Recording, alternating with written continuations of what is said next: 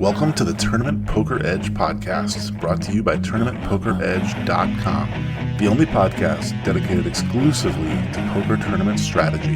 Now here's your host, Clayton Fletcher. Hello once again, everybody, and welcome to the Tournament Poker Edge podcast, sponsored by ACR Poker, where we are coming up on the final weekend of the OSSXL. We have just a few more opportunities for you to get involved in some of the biggest tournaments ever played on the website. We've got a $2.5 million guaranteed main event with a buy-in of $2,650. We've got another main event with the same guarantee, $2.5 million for $1,050, a $500,000 guaranteed main event for $109, and of course mystery bounties ranging from $2 up to $215, with guarantees ranging from $75,000 all the way up to $2 million. My name is Clayton Fletcher, and I am in Orange, New Jersey. I've been here before. You guys know that I come out here sometimes and stay at my cousin's house.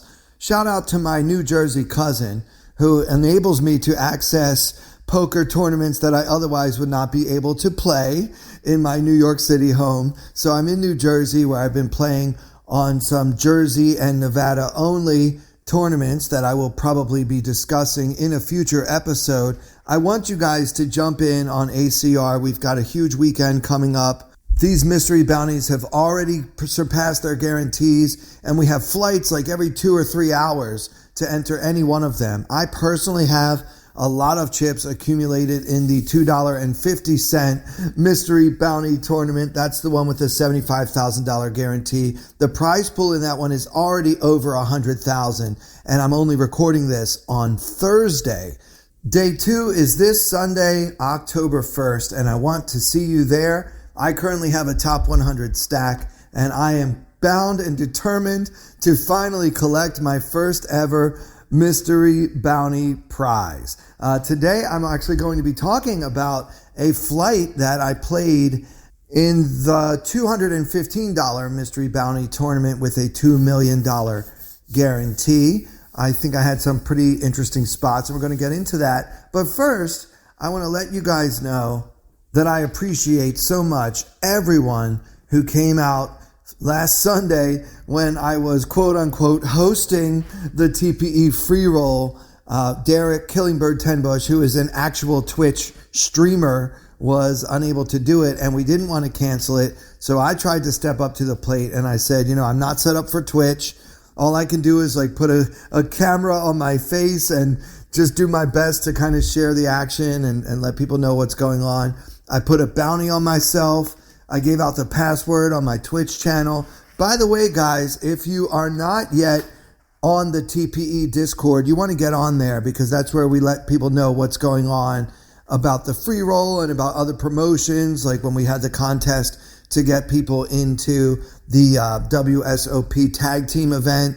And we gave away a Venom seat that's worth over $2,000 last year. So you want to be on the TPE Discord. That's where we talk about all things TPE, and there's a link in the description of this podcast. All you have to do is click that and you're in, and then you'll be a part of our Discord community, which is so important because that is how we share information with our community members. I had fun on Twitch. I mean, it's a little awkward. I had my cell phone on a on a tripod, and I'm just talking to everybody. But, you guys are so engaging, and you ask so many good questions, and we never ran out of things to talk about while we were playing the free roll. We had a lot of fun. We were talking about comedy. We were talking about NFL football. We were talking about the people that were bitter that they didn't understand the question because the password was related to something that only TPE members would know. And if you're listening to this podcast, I don't think that you would have a problem typing in my last name and the year I started hosting the podcast. So that was the clue for last week's TPE free roll password. That is not going to be the same this week, guys. So don't think that that password is going to work again. We change it every week. We're always playing a cat and mouse game against all the different factions out there who are trying to infiltrate what's supposed to be a free roll for and by the TPE community. So we just try to get as many of our actual community members into that free roll as possible. And so part of how we did it is first I gave the clue, and then once we had like 40 or 50 actual members registered for the free roll, I actually typed the password into the chat on the Twitch stream. And as soon as I did, it was up to 400 in no time. So yeah, that's, the best way I could think of to do it. I know some people were mad and we had a lot of fun at their expense, but how can you be mad about a free roll? It's a free roll, guys. If you didn't get in, guess what? You lost $0. Okay. Hopefully you still had some fun hanging out in the stream. But one thing I've known ever since I joined the world of entertainment many, many decades ago, you can't please everybody. So, when I'm in charge, that's how we do it. And if anybody doesn't like it, that's not a problem. We don't have any trouble filling the 400 seats in the free roll. But for those who joined and hung out and laughed and chatted with us, I just want to say thank you. And you'll all be happy to know that Derek is back this Sunday. He doesn't have any conflicts this week. So get on the Discord and you will receive instructions on how to join the TPE free roll this Sunday at 6 p.m. Eastern Time. I also want to talk about last week's episode. Michael Longcar was good enough to come on. Now, he's a very accomplished ACR poker pro. He talked a lot about mindset and ways to stay positive, and just he kind of believes in magic. His words, not mine, but he said that he believes in magic and that thinking positive can bring benefits. There's been a lot of controversy around that.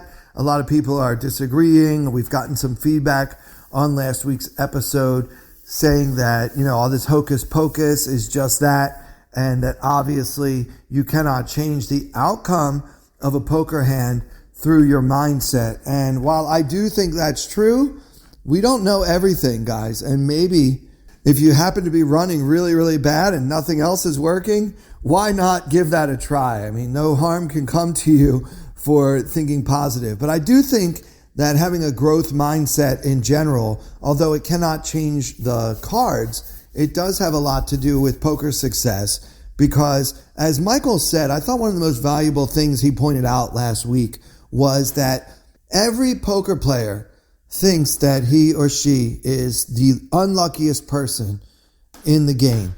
And, that's valuable. You should keep that in mind when you start to get down in the dumps. If you bust out of a tournament on some big bad beat, or you feel like you can never win a coin flip, why don't you go back and look at the whole tournament? I guarantee there were some times when you got to that point when things must have gone your way. Either you won a coin flip, or, there's hidden luck in poker. Like, what if you raise because you're short stacked and you really hope you don't get called, and then you don't get called? You might not remember the hand that well. You might not walk away from it like, wow, I'm really glad nobody called me when I shoved with queen 9 suited from the small blind. I'm just glad the big blind didn't wake up with aces. But if he would have woken up with aces, you would say, I had bad luck. But when he just folds his hand, which he will most of the time, you don't think, well, I had good luck.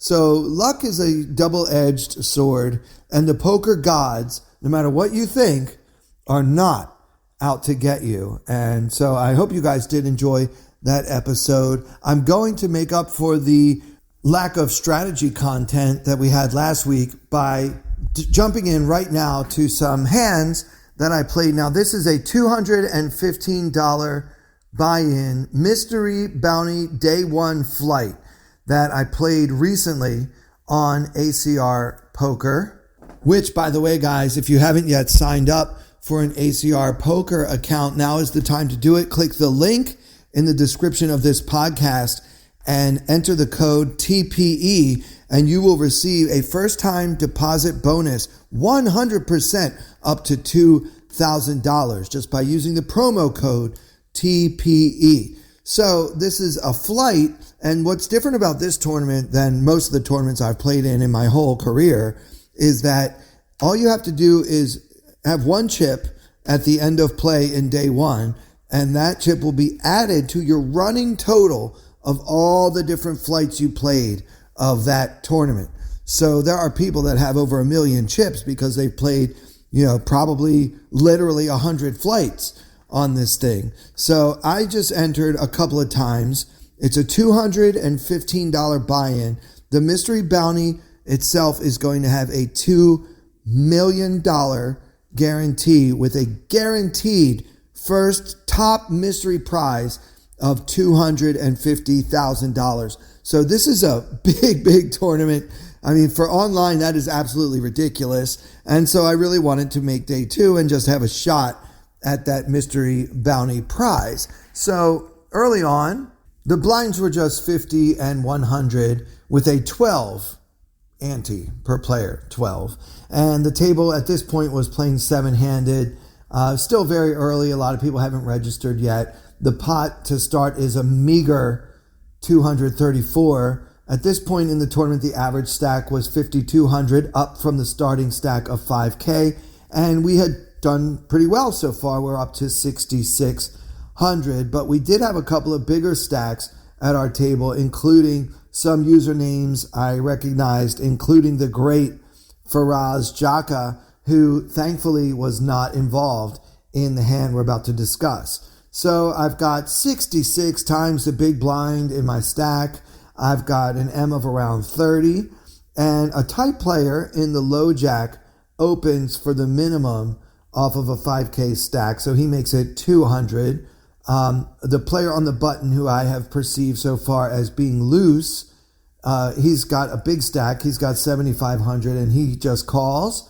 The small blind, who is a really important player to have at your table, this guy is a major whale. I mean, his numbers are insane, especially for $200 buy-ins and up. I'm assuming this guy has made a lot of money in some other way than poker, maybe cryptocurrency, or perhaps he works for a hedge fund, something like that. His numbers are just VIP. Send a limousine to this guy's house and get him to your poker game. I mean, he's VPIPing over 65%. He raises pre-flop less than 10%. I mean, you just don't see this. Even in the very low stakes, even in free rolls, these would be ridiculous numbers. I don't often use Shark Scope, but this guy, I've played with him quite a bit. I have hundreds of hands on him, mostly from higher stakes buy-ins.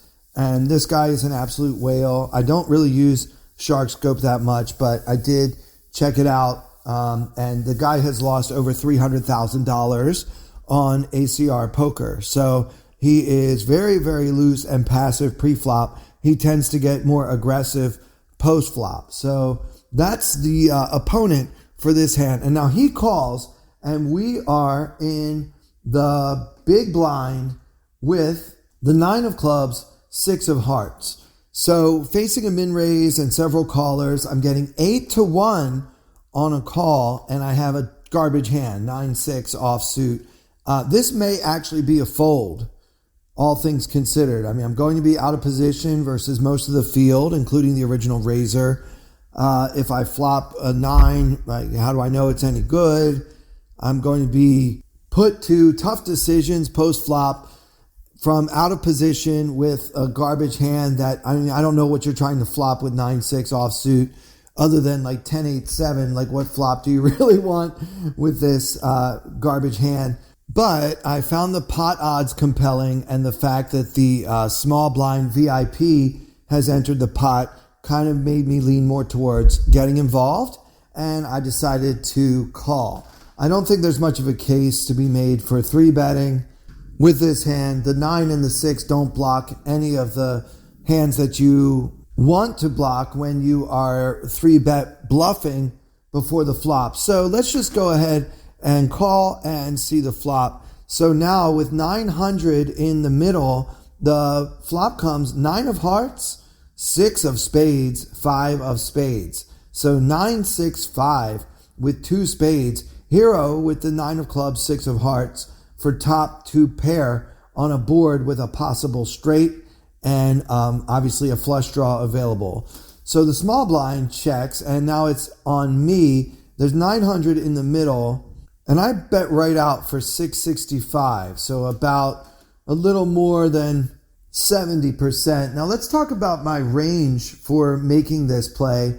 Obviously, when I have a big hand like 2 pair or a set, I will be making this play a good percentage of the time, especially with several loose opponents already in the pot.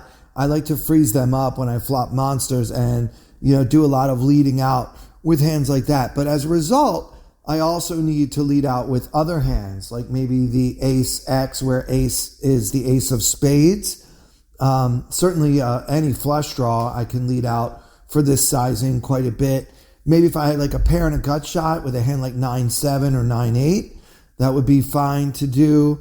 So I want to make sure that I balance my value leading range with a strong bluffing range, and that's pretty sizable as well. I'm going to be donk leading into several opponents on this board pretty often. It's generally a better flop for my range than it is for the pre-flop raiser, but I can't speak for all the pre-flop callers because I don't know what their ranges actually would be. But I decide to lead out here, 665 into 900, and the original raiser folds, the button folds, and now the VIP in the small blind calls. And the pot is now 2,200, and the turn comes the deuce of spades. And now, out of nowhere, the small blind leads into this 2,200 pot. He leads 1,100, and now, the straight got there, the 4 tray came in, the flush got there, 3 spades now on the board, but I'm getting 3-1 on a call, and I have top 2 pair. So I don't know. Do we want to fold? A lot of draws came in with this card. The 4-3, the flush draw, they all came in. It's possible our opponent was already there with 8-7 on the flop, and now he's betting because he doesn't want to see any more spades now that the 3rd spade is hit. You do see that sometimes where he wanted to slow play it just one street, but now that things are starting to get a little murky, he wants to protect his hand a little bit and try to get some value. So, if he can beat 9-6, good for him. He could have pocket 5s, he could have pocket deuces even, and have gotten lucky, just smashed it on the turn and decided to bet out. But, it's really hard to put a player like this on an actual hand. Of course we could be beat here. I don't love my top 2 pair when this opponent puts in this big bet on the turn. Although generally speaking, you don't really want to be betting half the pot on the turn. Most of the solver work I've done prefers overbetting on the turn, or maybe 75%, maybe 130, 150%, or otherwise maybe just a small bet, like a quarter pot or a third of the pot. But generally when I put in half the pot on the turn, the solver prefers a different sizing, probably a good 80 to 90% of the time. So that's something kind of generally to keep in mind. Unless you have a stack size reason for doing half pot on the turn, the solver doesn't love it. So it's probably better to come up with another sizing based on your goals and your ranges and your needs. And a lot of times players will just always use the same sizing no matter what. As long as they have X number of big blinds, then all of their turn bets are going to be a certain sizing. I don't necessarily follow that philosophy, but I try to mix it up enough that you can't actually put me on a hand based on my sizing. Very important to do that. Good players will pick up. If you vary your sizing based on your hand strength, you cannot make money in high stakes tournaments online. Not at all. Anyway, so he leads 1,100 into 2,200. I decide to call here. I think there's a good case for raising. I don't think you can convince me that folding is correct, but I'm hoping that no more spades come, obviously. At this point in the hand, we have 4,700 remaining in our stack. Our opponent, the small blind, covers us, and the pot is 4,400. So we've got just over a pot size bet remaining, and the river comes the 9 of spades. So it is another spade, but it gives us a full house. And opponent shoves, obviously we call. The opponent has the queen of hearts and 10 of clubs. At no point in the hand did this opponent have either a pair or even a draw of any kind unless you count the 2 overcards, but I really don't think that you can. So let's talk about what makes somebody a whale. To me, this is it. I mean, you are playing too many hands and going too far with them, and generally you're too passive before the flop, and then you try hopeless bluffs. Now, many times this play might work, like if I just have something like, I don't know what I could have, but maybe I could have pocket eights, right? I might have folded pocket eights, especially if like they were red and all these spades come out and now the 9 pairs, and I just don't know that I would have played pocket eights this way, but maybe I would have. Maybe there are some other hands I might have played this way, or even if I just have 3 9s, it might be hard to call that shove when all those spades keep coming. So it might feel like, oh, that's a good play by him. It just, I happen to have a monster to call him with. But the thing is, he's just pushing and praying, guys. He's betting in the dark. He doesn't really block anything. I guess with Queen 10, he blocks my trips a little bit because I might have Queen 9 or 10 9. So he does block a few combos that might give me 3 of a kind. But, 3 of a kind isn't even that important when there are 4 spades on the board. He doesn't have a spade in his hand, so it's a big mistake for him to try to represent a flush right here. And if you find yourself busting out of tournaments in this way with no pair, no draw pretty often, and you only lose your tournaments when you have some elaborate, hopeless bluff that, you end up running into monsters and you feel like your bad luck is that they always have it or something, like just keep this in mind because this is so important. The solvers have figured this part out for sure. You mostly want to be bluffing with blockers. You want to have the cards that your opponent would need to have in order to call you.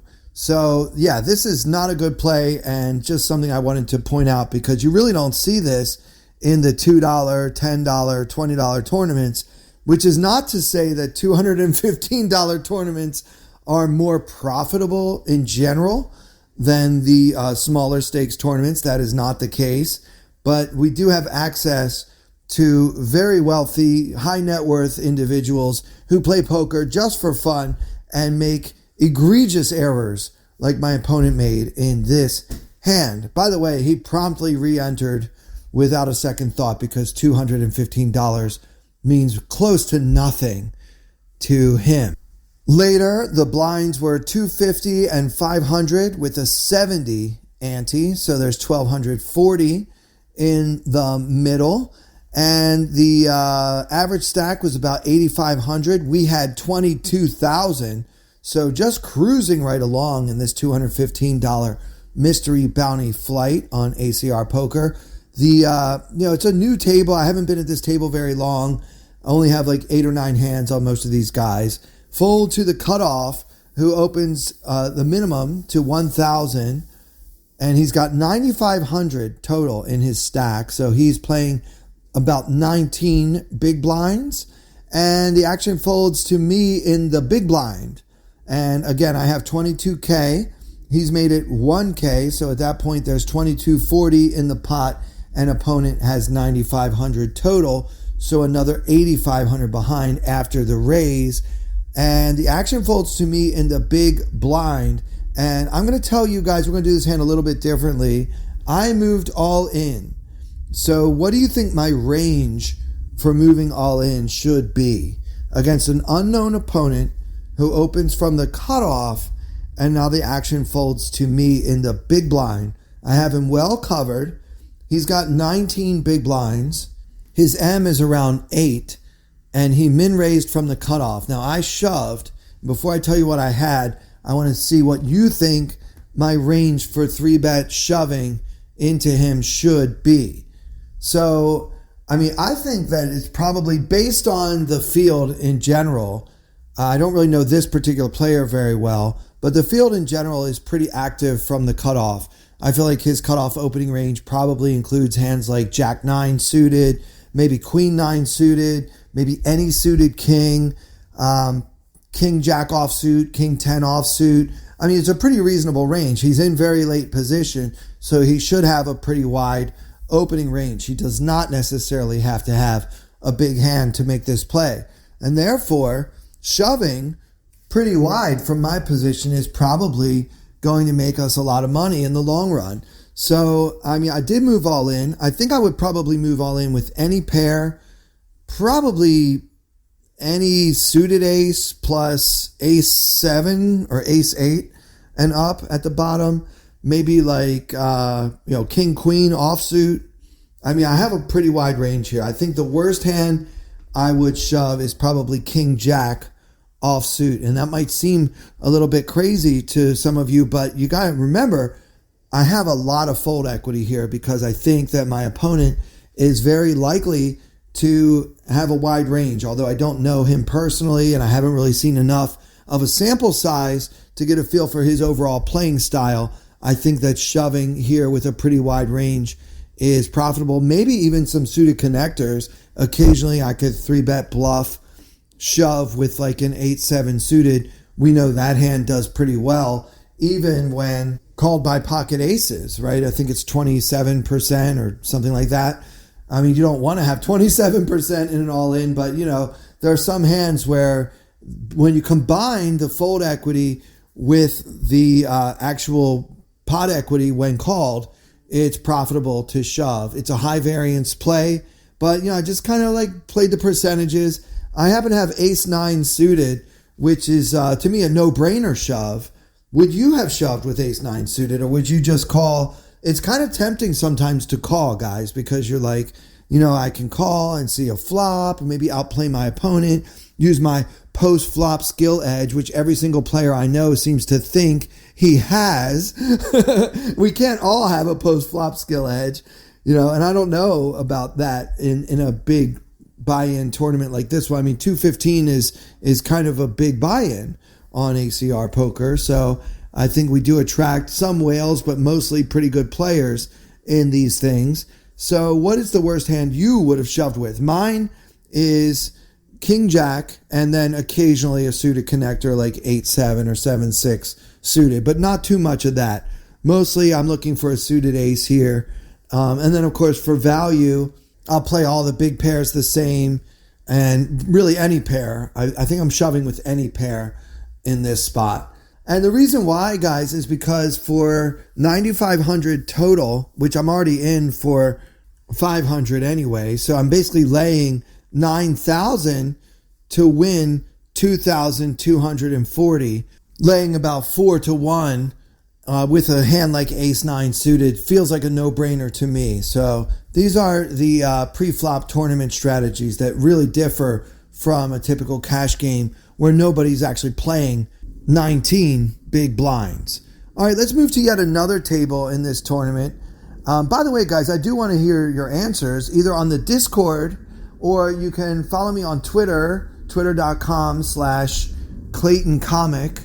I refuse to call it by any other name than Twitter, and I'm going to stick to my guns for as long as humanly possible. So yeah, check me out on Twitter @ClaytonComic. Let me know what you think of the shove with ace 9 suited, and more importantly, what is the bottom of your shoving range with 19 bigs, opponent having 19 bigs. All right, let's move to this other table. So yeah, we keep getting moved around. Now the blinds are 350 and 700 with a 90 ante. The average stack at this point is 15,000 and we have 33,000. So we're doing great in this tournament, guys. We are rocking and rolling. It's a 6-handed table. Because of balancing, we have some open seats at our table, and the pre-flop pot is 1,600. Our M is 20. We have 45 big blinds, however you want to look at it, but we actually have, believe it or not, 2 bigger stacks at our table. So we've got like 2x average, but we still have a couple of really big stacks at the table. The action folds to me on the button. I have the king of spades, 10 of hearts, and I open to 1,400, the minimum. The big blind is one of those big stacks I mentioned. He's got 57,000 in his stack, so about 80 bigs for him. He is the overall chip leader in the tournament, and he calls. So we'll see a flop in position with the king of spades, 10 of hearts. Now with 3,700 in the middle, the flop comes the queen of hearts, 9 of hearts, 5 of clubs. So queen 9-5 with 2 hearts, hero with a gut shot and a 10 high flush draw. Also, I think an important blocker with that 10 of hearts, meaning that our opponent is unlikely to have Jack 10 for the open-ended straight draw. Opponent leads right out, which you probably shouldn't be doing in heads-up pots. You should generally be checking to the razor. I don't know what to make of this. He leads 2,700 into the 3,700 pot. And I don't know. I mean, maybe this is just a fold. I suppose he could have a flush draw, although I do have the 10 of hearts blocking that a little bit. I don't know. I really didn't know what to make of this. It felt like a strange play because no solver is ever really leading in these situations. We do lead like I did in the other hand when you have multiple opponents, but in heads up pots, you pretty much want to check to the razor. I mean, the solver might bet like 1% or 2% of the time in this situation, but I don't think any solver out there is going to be, just donk leading a lot on the queen 9-5 with 2 hearts flop. Anyway, my opponent does, and probably I should just fold, but I feel like I have enough going on to maybe peel here, but it's pretty murky. I think in retrospect, this is just a fold, but, I figure I would float, maybe just play position here, see what happens. Maybe I'll, get lucky, catch a jack on the turn, or at least pick up, a good card to help me with all my straight and flush possibilities. Maybe something like an 8 of hearts that would give me the inside straight flush draw. That's always fun to have. I now think folding is best, but I did decide to call and see what develops on the turn. So I make the call, and now there is 9,200 in this growing pot, and we have 29,000 behind. Villain has us well covered, and the turn comes the tray of clubs. So a nothing card. The board is now queen 9-5 tray with 2 hearts. Hero with the king of spades, 10 of hearts. So still nothing other than the gut shot. And opponent checks. So do we want to bet this? I mean, his donk lead on the flop was pretty strange, and I didn't really know what to make of it. And I feel like if he had a really big hand, like if he played a set this way, or if he flopped 2 pair, or whatever the case may be, he probably would bet again for protection. There are, as we mentioned, a lot of draws available, including the one that I have. So he probably doesn't want to be giving away too many free cards from out of position. So my logic was, if he really had a strong hand, wouldn't he want to protect it with another bet? And I read this check for weakness, and I do think that many times it will be weakness. So I decide to bet, and my sizing here, when I have a monster, like if I flopped a set and decided to slow play on the flop against that donk lead, you want to bet enough to kind of set up a pot-sized shove on the river, and also bet enough to protect your hand against a flush draw or a combo draw or whatever, and just, punish those hands for sticking around or whatever. So because of that, I really can't go with a small sizing. Because my value bets are always going to be big on this turn card, I also need to bet big with my bluffs. So I put in 7K into the 9,200 pot, and I like this sizing. I mean, if I'm going to float this flop and get check 2 on 4th Street, I think that, semi-bluffing with my gut shot and my 10 of hearts important card blocker on the turn is a good play, a solid strategic decision by me. It did not work out. My opponent shoved and I had to fold. But I had all those blockers. I blocked so much in that spot. I also block a lot of his top pair combos, king, queen, right? Because I have a king. Queen 10 is less likely because I have a 10. So I feel like I have a lot of valuable cards in my hand that block a lot of different combos of either top pair or better.